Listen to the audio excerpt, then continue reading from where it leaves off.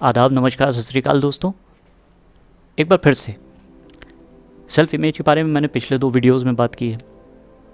अब आपके जहन में एक सवाल उठ रहा होगा, आखिर सेल्फ इमेज है क्या होती है और कैसे आ गई? क्यों हम इतना इम्पोर्टेंस दे रहे हैं? क्यों इसको हम इतनी ज़रूरत के साथ बता रहे हैं? क्यों हमें ये चीज़ सीखना कि सेल्फ इमेज इतनी इम्पोर्टेंट हम लोगों के लिए क्यों है? तो सवाल ये उठता है कि सेल्फ इमेज आखिर बनी क्यों? आखिर क्यों आप अपनी इमेज से, यानी कि अपनी जो, जैसे मैंने पिछले वीडियोस में बताया है कि आप शीशे के सामने गए और आपको एक इमेज दिख रही और ज़्यादातर लोगों को उस इमेज से पसंद नहीं आई, नफ़रत कर रहे हैं, देखना भी नहीं चाह रहे हैं, मुंह मोड़ ले रहे हैं।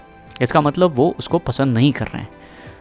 तो ऑटोमेटिकली एक सवाल उठता है कि वो उसको इसलिए नहीं पसंद कर रहे हैं कि कहीं ना कहीं उनको उस इमेज में कमियां नज़र आ रही। जैसे कि मैंने एग्जांपल दिया था कि किसी कोई मोटा अपने आप को कहता है, किसी को चेहरे में अपने कमी दिखती है, किसी को होठों में अपने कमी दिखती है, आँखों में दिखती है, जिसकी वजह से वो अपने आप को पसंद नहीं करते।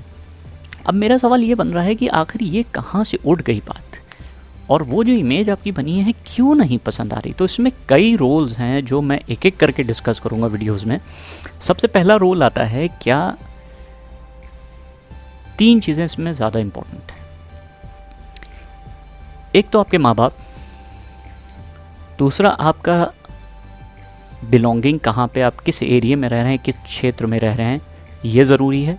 और तीसरा है हमारे आसपास होने वाला आज की डेट में मोबाइल्स और मूवीज़ या बॉलीवुड। ये 3 एस्पेक्ट होते हैं। फिर हमारे कुछ एक्सपीरियंसेस भी होते हैं लाइफ के, जो वो जुड़ते चले जाते हैं। लेकिन ज़्यादा इम्पोर्टेंट ये है कि वो इमेज से आप नफ़रत क्यों कर रहे हैं। देखिए, जो सबसे बड़ी चीज़ है कि आप अपनी इमेज को क्यों नहीं पसंद कर रहे हैं, ये सोचने वाली बात है। क्यों नहीं पसंद कर रहे हैं, ये रीज़न उठता है आपकी सोच से, आपके साथ होने वाले बर्ताव से। अब मान लीजिए कि आप किसी जगह पे काम कर रहे हैं और आपको ऐसा लग रहा है कि आपसे वो ज़्यादा बात नहीं करते, या आपके दिमाग में एक सवाल उठता है कि लोग आपको पसंद नहीं कर रहे हैं, या लोगों का कुछ छोटे मोटे बिहेवियर होते हैं, जैसे अक्सर दूसरे की वजह से आपके ऊपर ये दबाव आ रहा है। मान लीजिए कि एक इंसान है, उसका बैकग्राउंड बहुत ख़राब रहा है, समझिएगा, उसका बैकग्राउंड बहुत ख़राब रहा, वो गाली गलौज करता है और लोगों को नीचा दिखाता है, ठीक है, समझिएगा। तो अगर आपसे कोई छोटी सी गलती हो गई, या आपके सामने वो पड़ा और उसने कुछ ऐसा कहा जो आपको बहुत बुरा लगा, आपको बहुत ख़राब लगा, आप वो क्या है, क्यों कहा उसने, गाली दे दी, कुछ उल्टा सीधा, या आपको नीचा दिखा दिया, कोई भी इंसान होगा उसको ये चीज़ ख़राब लगेगी। लेकिन जो लोग अपने आप में पहले ही कमी निकाल चुके हैं, अब उनको किसी न किसी तरह से रास्ते पे निकालना चाहिए। हालांकि वो जो जिसने भी ये बात कही है, या गाली दी है, या नीचा दिखाने की कोशिश की है, ये कमी उसकी है, उसको ऐसा नहीं करना चाहिए। तो उसका तरीका गलत है, बिल्कुल सरासर गलत है।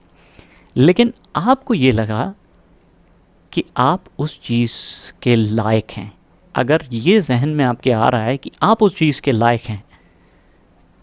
अब यहीं पे एक और पॉइंट उठ रहा है कि अगर आपने ये कह दिया कि आप इस चीज़ के लायक हैं, तो फिर वो सही हो गया, उसको आपने सही कर दिया, अपने आप को गलत कर दिया, उसको ताकतवर बना दिया, अपने आप को कमज़ोर कर दिया। तो यहाँ से हमारे पास ये चीज़ उठती है कि जो बर्ताव हो रहे हैं आपके साथ लोगों के थ्रू, यानी कि लोग आपके साथ कैसा बर्ताव कर रहे हैं, या आपके साथ कुछ ऐसी घटनाएं घटित हो गई, कुछ ऐसा हुआ है जो नहीं होना चाहिए था। जैसे मान लीजिए आपकी नौकरी चली गई, या आपका कोई दोस्त आपको छोड़ के चला गया, या फिर ऐसा हो गया कि आपकी गर्लफ्रेंड छोड़ के चली गई। टीनेजर्स के लिए बहुत इंपॉर्टेंट पार्ट है। ये सारी चीज़ें दुखी करने वाली हैं, बिल्कुल हैं, दुखी कर सकती हैं, और बुरा लगता है, बहुत बुरा।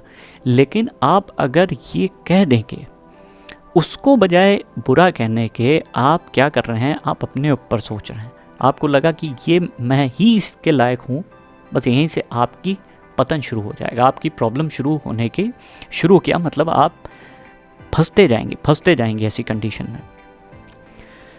जबकि आपको सही जवाब ये देना चाहिए था कि वो गलत है, उसकी गलती है, उसकी कमी है, उसको नई तरीके पता। आपने क्या कहा कि मैं इसके लायक हूँ, ये जो कमी महसूस कर रहा हूँ मैं इसके लायक हूँ।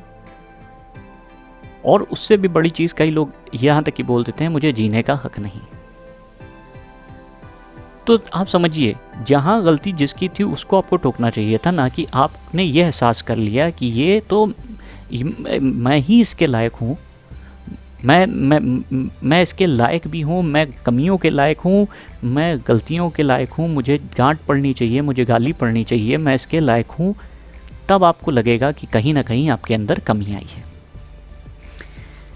तो ये छोटे से वीडियो में मैं आपको सिर्फ इतना से बताना चाह रहा हूँ। अगले में मैं डिटेल में 3 में बात करूँगा कि क्यों आखिर कौन कौन सी चीज़ें इंपॉर्टेंट है। लेकिन उससे पहले आपको जानना ये ज़रूरी है, सेल्फ इमेज को बिल्डअप करने में कुछ गलतियाँ होती हैं दूसरों की, और आप उसे ये मान लेते हैं कि वो आपकी कमी है।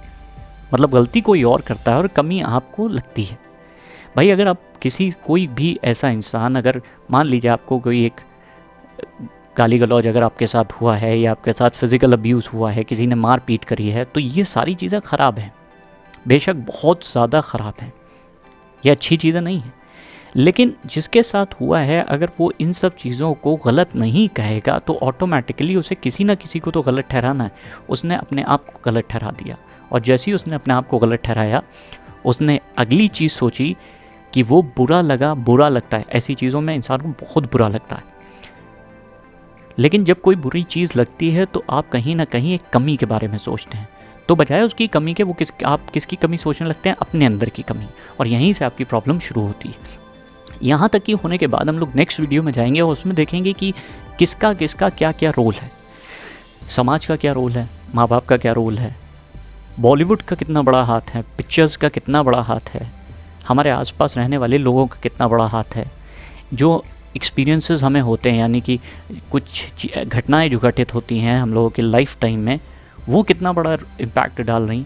ये सारी चीज़ें बहुत इंपॉर्टेंट है सेल्फ इमेज के लिए। तो धीरे धीरे अगले वीडियोस में मैं बात करूँगा कि कैसे एक एक चीज़ को उठाऊँगा, उससे आपको समझाने की कोशिश करूँगा। जब तक ये आप लोगों का काम है, आप सब्सक्राइब करिए। अगर नए हैं तो आप सब्सक्राइब और लाइक ज़रूर करिए, जिससे मेरा जोश बढ़ेगा और मैं आपके लिए और बढ़िया वीडियोज़ ला के रखूँगा। और कहीं ना कहीं हम सबका एक मिल के ये काम करना है कि हम सब लोग मिल के इस कहीं ना कहीं कोई ऐसा इंसान को बदल सकें जो इस वक्त डिप्रेशन, एंग्जाइटी या तमाम ऐसी परेशानियों से गुजर रहा है। अगर उसकी मदद कर सकें, इससे बेहतरीन कुछ नहीं होगा। तो ज़रूर शेयर करिएगा।